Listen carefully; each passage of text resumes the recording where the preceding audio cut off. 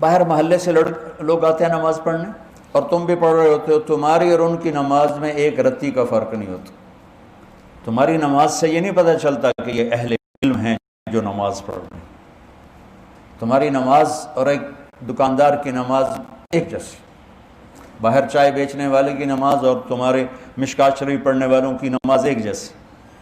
اقاموا الصلاۃ جعلت قرۃ عینی فی الصلاۃ، میری آنکھوں کی ٹھنڈک نماز۔ قرۃ عینی عربی محاورہ ہے، اردو محاورہ نہیں ہے، یہ عربی محاورہ ہے، وہاں سے اردو میں آیا ہے کہ ریت کے طوفان میں جب آنکھوں میں گرم ریت پڑتی تھی، اور اونٹ تو آنکھیں بند کر لیتا تھا، لیکن چلانے والا تو آنکھیں بند نہیں کر سکتا، اسے تو راستہ دیکھنا ہے، تو وہ گرم ریت اس کی آنکھوں کو جلا دیتی تھی۔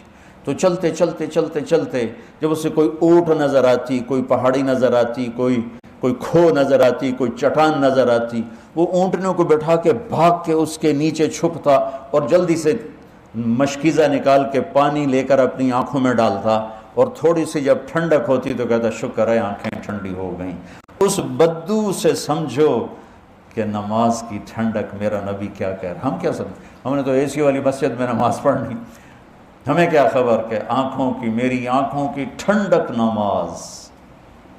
ہمارے تو ٹھا ٹھا ٹھا ٹھا ٹھا چل رہے ہوتے۔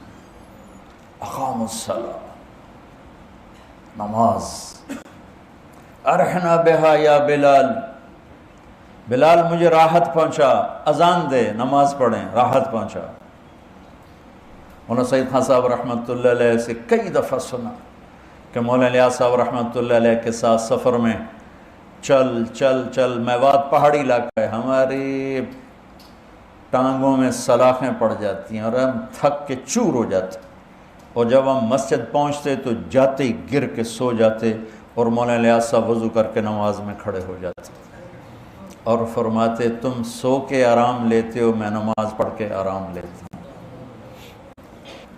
اور میں نے مولانا سعید خان صاحب رحمۃ اللہ علیہ کو خود دیکھا، ان کی وفات سے ایک ہفتہ پہلے وہ غشی میں تھے، اذان ہوئی تو ان کے نواسے نے کان میں کہا الصلاۃ، تو آنکھیں کھول دیں، اٹھ کے بیٹھے، ٹوائلٹ ان کو لے گئے، وضو کیا، میں ساتھ تھا، ویل چیئر پر لے کر ہم مسجد میں آئے، ویل چیئر سے کھڑے ہوئے، اور جب نماز کی ہوئی نا اللہ اکبر، تو میری آنکھوں نے دیکھا وہ یوں ہوئے ایسے، اور اللہ اکبر، 4 رکعت عصر ساری پڑھی، اور اس سلام پھرتے ہی پھر یوں ہوئے، اور جب آ کے لٹایا پھر بے ہوش ہو گئے۔ نماز ایسے پڑھی جیسے ایک نوجوان پڑھتا ہے، اس سے پہلے بھی بے ہوش، اس کے بعد بھی بے ہوش۔ جعلت قرۃ عینی فی الصلاۃ، یہ نماز بنانی پڑتی ہے، پڑھنے سے نماز نہیں بنتی، بنانے سے نماز بنتی ہے، اور میں اللہ کے سامنے کھڑا ہوں، یہ ہے اقامت صلاۃ۔ اور میری اور میرے رب کی گفتگو ہے جو کہ جعلت الصلاۃ بینی و بین عبدی، کہ نماز میرے اور میرے بندے کے درمیان مکالمہ ہے، میرا بندہ مجھ سے مناجات کرتا ہے، مجھ سے باتیں کرتا ہے۔ حضرت علی کا فرمان ہے جب میرا دل کرتا ہے میں اللہ سے بات کروں میں نماز پڑھتا ہوں، اور جب میرا دل کرتا ہے اللہ مجھ سے بات کرے تو میں قرآن پڑھتا ہوں۔ تو شکر ہے ہم نمازی ہیں، یہ بھی بہت بڑی دولت ہے، لیکن اللہ علم والوں میں کیا دیکھنا چاہتا ہے اور امت میں کیا دیکھنا چاہتا ہے کہ نماز ان کی آنکھوں کی ٹھنڈک اور دل کا سکون، سکھ اور چین بن جائے، نماز پڑھ کے ہلکے پھلکے ہو جائیں۔ یہ نماز بنانے سے، نماز کیسے بنتی ہے؟ پہلے باہر محنت کرنی پڑتی ہے، وہ کیا؟ آنکھ غلط نہ دیکھے۔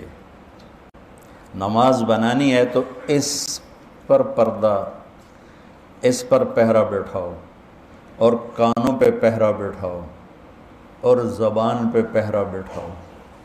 زبان غلط نہ بولے کہ غلط بول دماغ کو منتشر کر دیتا ہے، آنکھ غلط نہ دیکھے، غلط نظر دماغ کو منتشر کر دیتی ہے، کان غلط نہ سنیں، غلط بول دماغ کو منتشر کر دیتے ہیں۔